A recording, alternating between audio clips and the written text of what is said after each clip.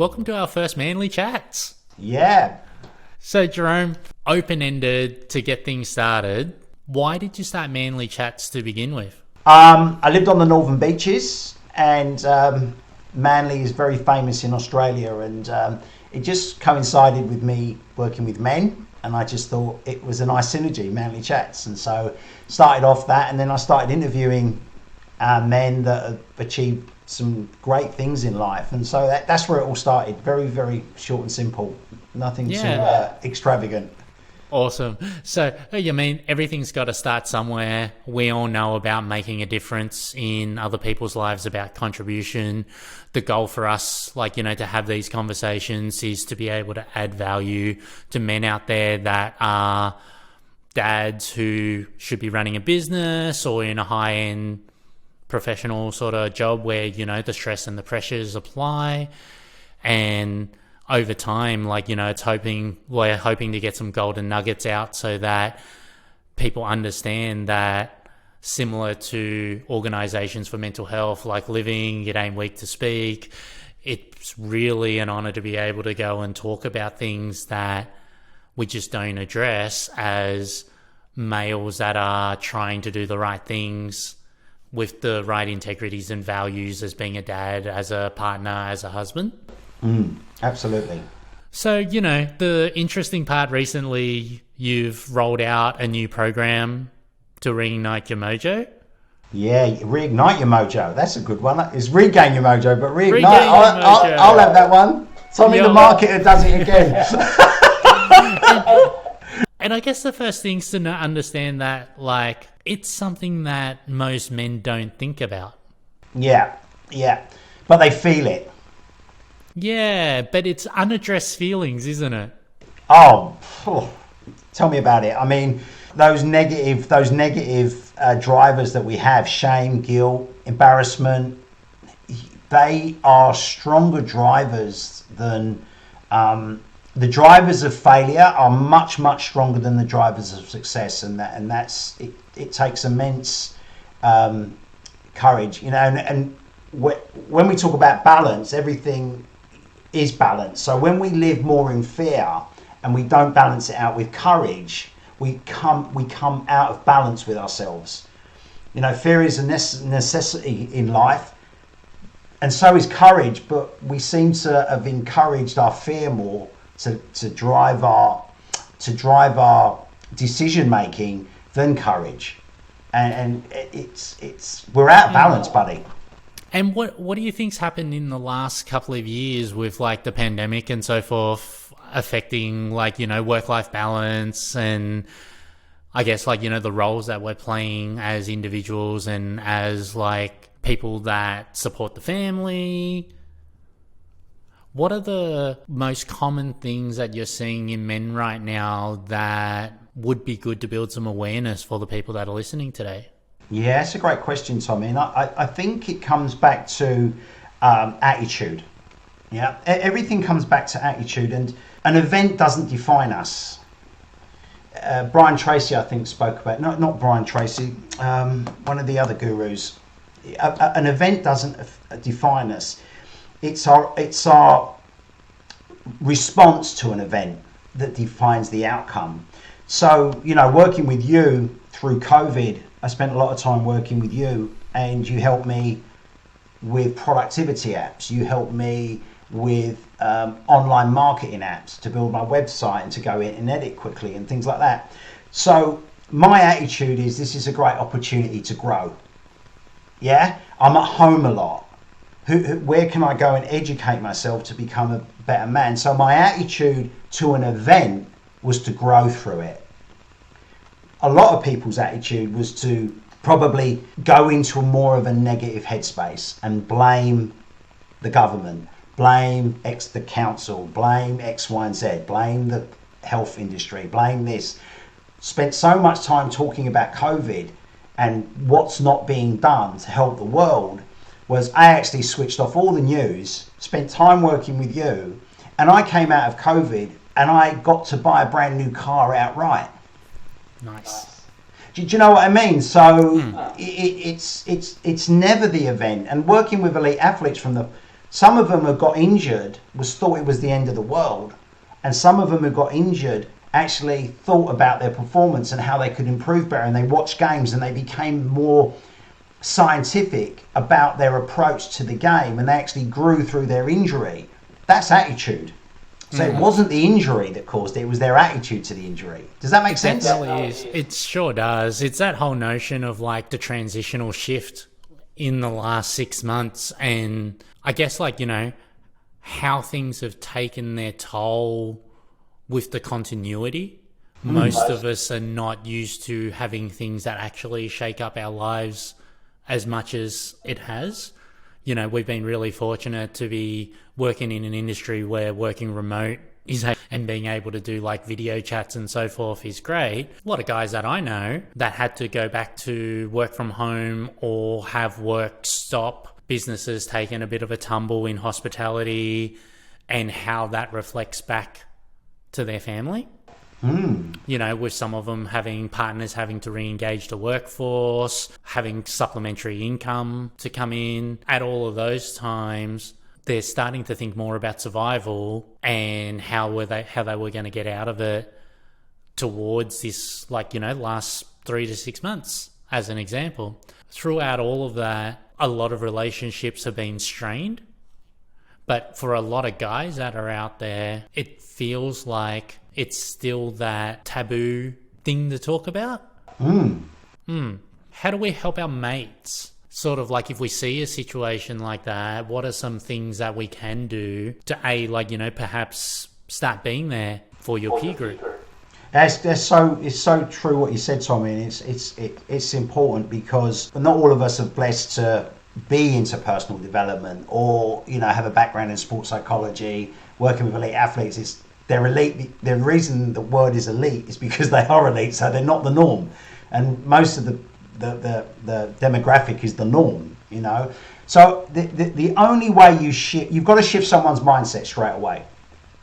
And to do that, you know, the quality of your life will be determined by the quality of the questions you ask yourself. We have to become better at asking better questions. So you said they're in a survival mode. So if you're in survival mode, you know, the question we always ask is like, you know, what do you want to do here to thrive? Because if you go and ask that question, their brain then has to go after a different answer. Well, if you didn't survive and you thrived, what would you do differently? Let's play. And is that something applicable? It's to anyone in prison. It could be in prison. My dad wrote a book. My stepdad killed a man. He killed many people. He was a pathfinder in the Second World War. Came out of prison, crime of passion, went round, killed a man, had a fight with him, killed him, okay? Prepared to hang for it. Rang up the police and said, I've just killed a man. I'm here waiting for you. Come around and arrest me. He was prepared to hang for that because that was the punishment for killing someone. Murder, not manslaughter. In the time he was in prison, the laws changed to life. So he went from thinking he was going to get hanged to life, and he did 10 years in Wormwood Scrubs. He wrote a book while he was in there that when he came out became a #1 bestseller. So what I'm saying is, it's not the situation that defines you, it's your attitude to the situation. Other people came out of prison at the same time and went straight back to prison. My dad went on to have an abundant life because of his experience in prison and how he could write about it. And if it wasn't for Stanley Baker, who died, he was drinking partners, it would have been turned into a film. So what I'm saying is, there's very few people like that will go, how can I make the best of a bad situation? There's an opportunity here that I can't see right now. And if I actually see the opportunity in this adversity, I'm going to go and thrive. Does that make sense? It does. It definitely does. I guess, like, you know, if we think about like some of the situations around, I think we all have had friends that have struggled. You sort of see it. You may or may not say something, but now, like, you know, probably in the last 5 to 10 years, it's more acceptable for guys to go up and go, hey, you okay, mate? Do you want to chat? How do you initiate like sharing space for someone or creating space for someone? I can give you an example from experience. If someone comes to you and they want to do your program or your course, or they want to work with you or whatever, that's different. They're paying you for the shifts, yeah? They're paying you to move to the next level. But I had a friend in England, Tony, he probably watched this, and but he kept ringing up complaining to me. We'd have chats in England, I'm in Australia, and we'd have these chats, and I knew I had to be a good friend to him, because once you listen to someone's problem, that's okay. If you listen to their problem again, that's okay. If you listen to their problem the same problem, okay? You become part of the problem. Yeah? So I said, Tony, you moaned about this, and you moaned about this again. And I actually said to him, Tony, your swear word here, the swear word, boring me. You're absolutely boring me.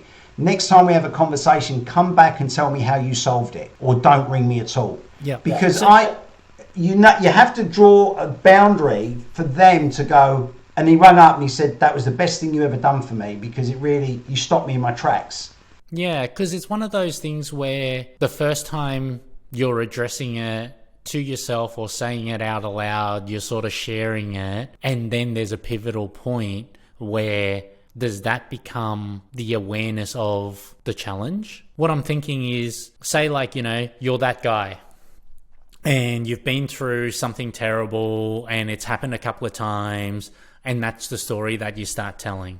Are you telling that story because you want a solution for it? Or are you telling that story repeatedly because you live in that and you're kind of like borderline looking for sympathy for it? So you share that story because, you're a martyr, or, shit things happen to me all the time, people fuck with me for whatever reason.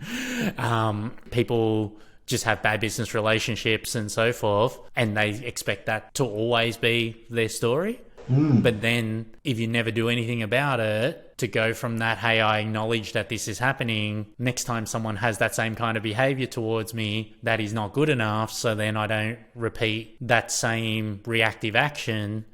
Every time I do that and improve myself a little bit, I'm on the trajectory up.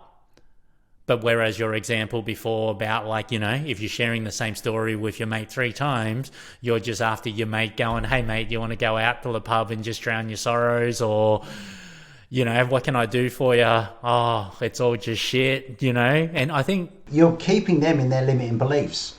Yeah. And so you're not being a friend. Yeah. And I could think one of the things that I'm feeling out of just this conversation today is, how can you make that first little step that changes your trajectory? Is it the fact of how do you become a better friend? How do you become a better dad? How do you become a better partner? How do you become a better leader? For a lot of us out there, it's confronting to think about all of those at the same time. But recently, a change in thinking for me was, how do I spend through a very hectic kind of busy chosen lifestyle for work? How do I find that half an hour, 45 minutes, an hour to spend with either my wife or my son that is present? So, for the last 3 to 4 months, lots and lots of challenges have come through, stuff that we've never experienced before. Was really tough for everyone involved. But say the last couple of weeks, few little shifts through conversations with different people, couple of aha moments, and then willingness to have conversations and implement change has already seen within days an uplift in communications and relationships, which coincidentally leads me to working not as hard, but more effectively or more efficiently. Wow, that's so cool. That's good. So you going through that adversity helped you work more effectively in the long run, because you had to find different ways of, is that what I'm hearing? Yeah. Running your business, leading a team? Yeah. And I guess the thing is with the tools that learn working with people like yourself, it is about finding out how I want it to add value and provide something that can be almost like a legacy feeling. What kind of person do you want to be if your children's a reflection of you, and having spoken to you a lot about hereditary, not everyone has hereditary trauma, but we always pick up some good and bad things off how our parents were, how our grandparents are. Yeah. And how do you shift, So us having come from a migrant family in the 80s, mum and dad are like, hey, we got to grind. We're here to work. We're here to, keep quiet, not ruffle any feathers. You're kind of like brought up as like you're a secondary citizen. Can you see in that pattern and that way of thinking how we've got to work hard, we've got to prove ourselves? Yep. To a white Caucasian society, we've come in, we've got to work hard and longer to prove ourselves. So remember I said it was about seeking approval or avoiding rejection, and they're finally balanced because everything comes into balance. So when we out of balance with seeking approval all the time, you're going to have to work harder, but you might be working harder just to survive. And even when you, and I've worked with guys like this, even when you become a millionaire or you're a millionaire in your bank account and your assets, you still got the seeking of approval mentality where it's never good enough. I'm never good enough. Even though I'm a millionaire, I'll still go economy. I'll still drive a certain car even though I've got a bad back. I won't see a chiro. I won't see a physio when I'm ill. I won't look after my health because I'm not good enough. I'm not worthy. Even though I've got all this money, it's a shop window to protect my unworthiness. Does that make sense? It does. It's definitely one of those things that it's lovely to be able to openly have a conversation about it. And it'd be awesome to be able to invite more others to consider what they're currently going through in their lives, put a sort of thought into how am I actually doing? And just that shift in thinking about viewing yourself from above as apart from within looking out. Ultimately, that's one of those key things that I find when you're stuck in the challenges that you're in, you're always looking from within yourself outwards. You're never really hovering on top of yourself and seeing what you're doing as a man, what your values, what your supposed values are supposed to be to how you actually act in challenging times don't quite marry up. But then it really doesn't take that long for you to go into a polar opposite direction. And I think that's one of the reasons why so many men are out there silently suffering and going through a lot of pain right now, but then still with a lot of openness in society and social media and all of that, it's very rare for them to find the peer group that will actually support them through the process. Absolutely. You've done a lot of work and we've done work together and you've helped people, I've helped people. And when you've had so much years of being in a certain culture and conditioning growing up, unless you have people actually mentoring or coaching or training you, you don't see the world from a different perspective because, as you said earlier, you're looking from your lens to the external world. The metaphor I can use here, have you ever had a mate who's in such a bad relationship, everyone can see it but them? It's because the view from the outside in is very different from the view from the inside out. And unless we have both perspectives coming together, things don't shift. And so that's why when you said, how do we help more? It is, isn't it? And that's why having coaches and mentors, my mentor and my coach, they might ask me one question that shifts my whole belief system about something that it would never be asked because I'd carry on with my own story in my own head.